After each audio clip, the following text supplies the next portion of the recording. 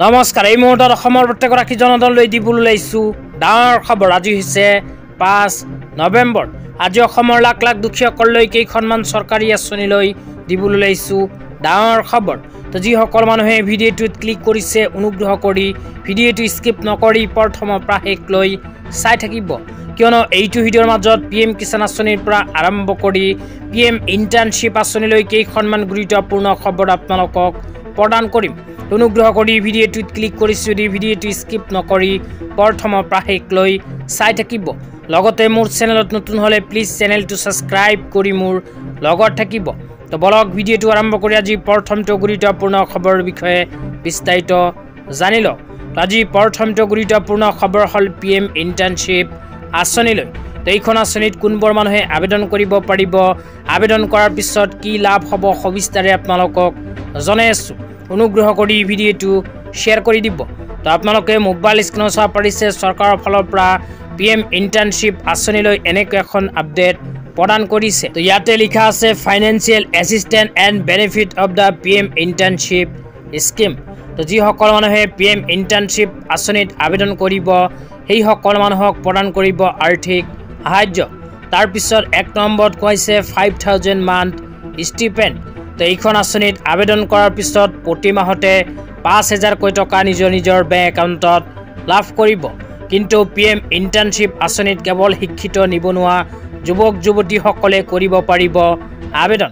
শিক্ষিত নিবনুৱা যুৱক যুৱতীসকলে যদি এইখন আঁচনিত আবেদন কৰে তেন্তে প্ৰতিমাহে 5000কৈ টকা লাভ কৰিব 1 বছৰৰ কাৰণে।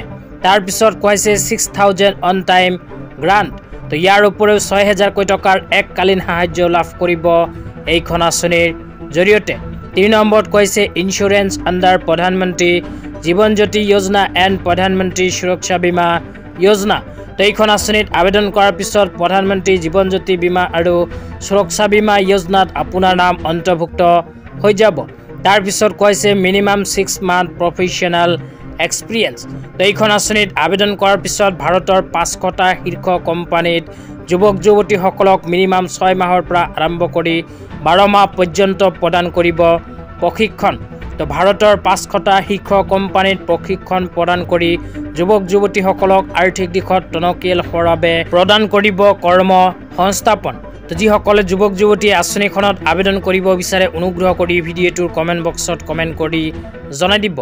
তেতিয়া আপোনালোকক দিবলৈ ওলাইছোঁ আজি দ্বিতীয়টো খুবেই গুৰুত্বপূৰ্ণ খবৰ। তো আজি দ্বিতীয়টো গুৰুত্বপূৰ্ণ খবৰ হ'ল জয়ন্ত মল্ল বৰুৱাই প্ৰদান কৰা এখন বিশেষ আপডেট লৈ। তো ইয়াতে কি লিখা আছে পঢ়ি আপোনালোকক শুনাই দিছোঁ। ইয়াতে লিখা আছে বহু বিবাহৰ বিৰুদ্ধে কঠোৰ পদক্ষেপ। তো অসম চৰকাৰে বহু বিবাহৰ বিৰুদ্ধে কঠোৰ পদক্ষেপ গ্ৰহণ কৰিছে। তো তাৰপিছত লিখা আছে নাৰী সন্মান আৰু সুৰক্ষাৰ দিশত এক ঐতিহাসিক পদক্ষেপ। মুখ্যমন্ত্ৰী ডক্টৰ হিমন্ত বিশ্ব শৰ্মা ডাঙৰীয়াৰ নেতৃত্বাধীন আমাৰ চৰকাৰৰ 25 নৱেম্বৰত প্ৰৱৰ্তন হ'ব নতুন আইন। বহু বিবাহত জড়িত পুৰুষে পাব 7 বছৰলৈকে সশ্ৰম কাৰাদণ্ড। নাৰী সন্মান আৰু সমাজৰ নৈতিক স্থিৰতাৰ দিশত লোৱা এই গুৰুত্বপূৰ্ণ সিদ্ধান্তৰ বাবে মাননীয় মুখ্যমন্ত্ৰী ডাঙৰীয়াক আন্তৰিক ধন্যবাদ জ্ঞাপন কৰিছোঁ। তো ইয়াতে উল্লেখ কৰা অনুযায়ী অসম চৰকাৰে অহা 25 নৱেম্বৰ তাৰিখৰ পৰা আৰম্ভ কৰিব নতুন আইন। তো যিসকল মানুহে এটাৰ উপৰিও বহু বিবাহ কৰিছে সেইসকল মানুহৰ 7 বছৰ পৰ্যন্ত কাৰাদণ্ড হ'ব পাৰে এইখন নতুন আইনৰ জৰিয়তে। তো যিসকল মানুহে বহু বিবাহ কৰিছে সেইসকল মানুহক হ'ব লাগিব সাৱধান, অন্যথা 25 নৱেম্বৰ তাৰিখৰ পিছত পৰিব ডাঙৰ বিপদত। তেতিয়া আপোনালোকক দিবলৈ ওলাইছোঁ আজি তৃতীয়টো খুবেই গুৰুত্বপূৰ্ণ খবৰ। অনুগ্ৰহ কৰি ভিডিঅ'টো স্কিপ নকৰি চাই থাকিব। আজি তৃতীয়টো গুৰুত্বপূৰ্ণ খবৰ হ'ল PM কিষাণ আঁচনিলৈ। তো যিসকল কৃষকৰ নাম PM কিষাণ আঁচনিত অন্তৰ্ভুক্ত হৈ আছে সেইসকল কৃষকৰ বেংক একাউণ্টত PM কিষাণ আঁচনিৰ 21 নম্বৰ কিস্তি 2000কৈ টকা কেতিয়া সোমাব সেই বিষয়ত আপোনালোকক বিতংভাৱে জনাই দিম। অনুগ্ৰহ কৰি ভিডিঅ'টো স্কিপ নকৰি চাই থাকিব।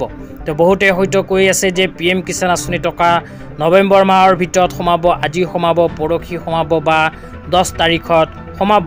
এনেকুৱা বহু আপডেট আপোনালোকে পাই আছে, কিন্তু সঠিক তথ্য আপোনালোকে এতিয়ালৈকে পোৱা নাই। সঠিক তথ্যটো আপোনালোকক জনাই দিছোঁ। অনুগ্ৰহ কৰি ভিডিঅ'টো স্কিপ নকৰি চাই থাকিব। তো যিসকল কৃষকৰ নাম PM কিষাণ আঁচনিত অন্তৰ্ভুক্ত হৈ আছে সেইসকল কৃষকে চলিত মাহৰ শেষত PM কিষাণ আঁচনিৰ 21 নম্বৰ কিস্তি 2000 কোটি টকা লাভ কৰিব পাৰে, কিন্তু চৰকাৰে এতিয়ালৈকে ডেট প্ৰকাশ কৰা নাই।